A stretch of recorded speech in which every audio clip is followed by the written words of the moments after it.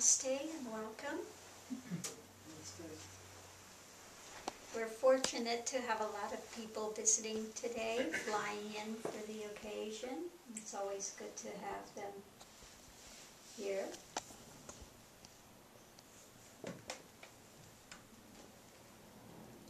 And we're lucky we have Siddhananda here today. Namaste. Do we have any satsang questions or topics from people here this morning?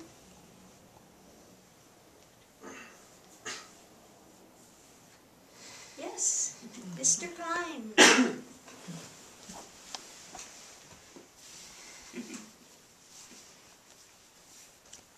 Namaste, Guruji. Namaste. My question relates to, I think, a major anchor for me, like something that I have difficulty letting go of, is when I have to, I haven't figured out how to communicate with someone from behind their ego. When I encounter a really large ego, I shut down or I pull away, and I feel the ego, and the ego, my mind attaches to it, and I keep revolving it, and I want to figure out how to release that, to let that go, and actually be able to communicate with the person behind it. I'm not understanding what you mean, communicating with the person behind the ego. Right. Could you flesh that out a bit more for me? Yeah. Behind your ego or their ego? Behind their ego. Like if I come across a very egotistical person that I have to communicate with or I have to work with, I shut down. Yeah. And I want to be able to, I shut down by latching onto it, and then it circles. And I want to get by, I want to stop shutting down. Is that?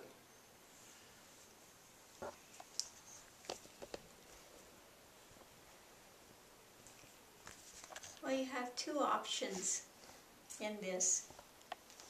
One is only to speak the truth and clarity from what you know to be the case, ego aside, okay?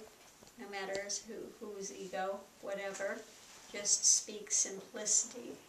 Simplicity from simplicity as to the truth of the matter at hand, and just recognize and realize that they're talking through their conditionings and their mindsets and their ignorance, you know?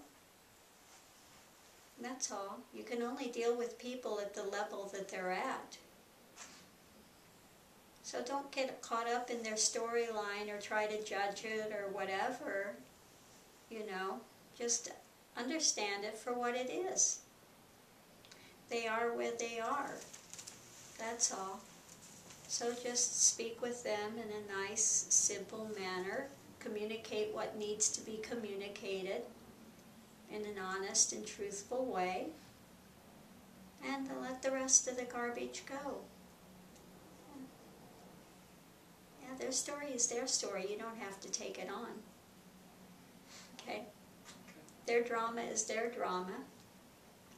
And maybe one day they'll see it, and maybe not in this lifetime. Maybe they'll never see it in this lifetime. But just understand it's their drama and their story and what they're swimming in. Okay, so just let them have it, whatever it is that they want to have. Thank you.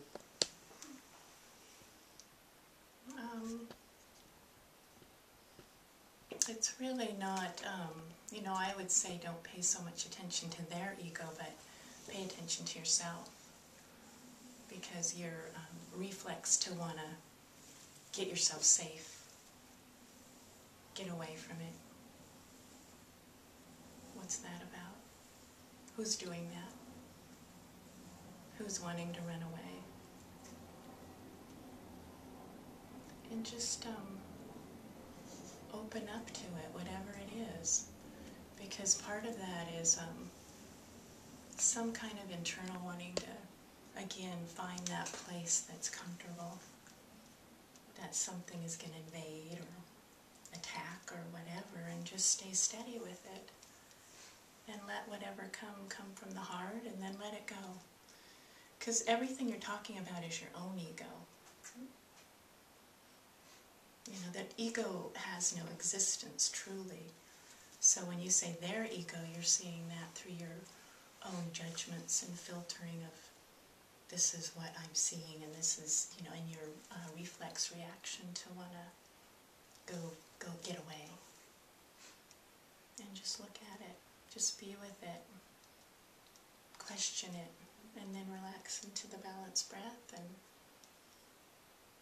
own that I am, and then let it go. Yeah, so just feel whatever it is, that uncomfortableness, and ask yourself, what is there to be uncomfortable about as well? We can't run from things. We can't hope the situation is going to change. The situation is what it is. So again, just, you know, you go into the balanced breath, into the heart center, try to get out of the mind of judgment, whatever, and just feel what's there. Yeah, it will pass. But yeah, not everything is going to be blissful and wonderful. It's going to, you know, a lot of situations are going to come up. You'll feel fear, you'll feel this, you'll feel that, a lot of emotions, a lot of stuff comes up. Sit with it and look and say, why is this creating this reaction? Who is there to have this reaction? What story of mine is being touched by this reaction? What is uncomfortable here? You know, why this uncomfortable?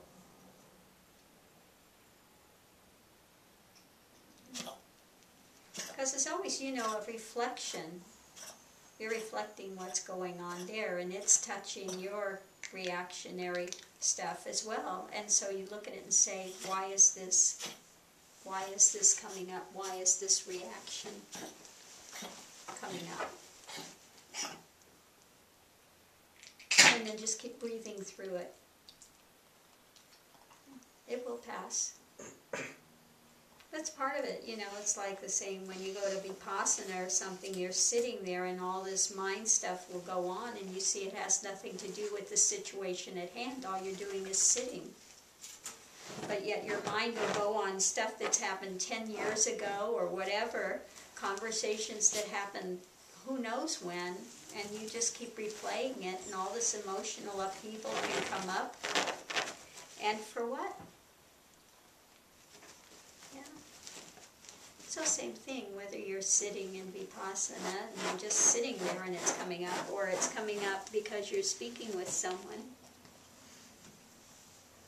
Same thing, just look and say, why is this? What is it touching? Miss Roddy, would you get comfortable?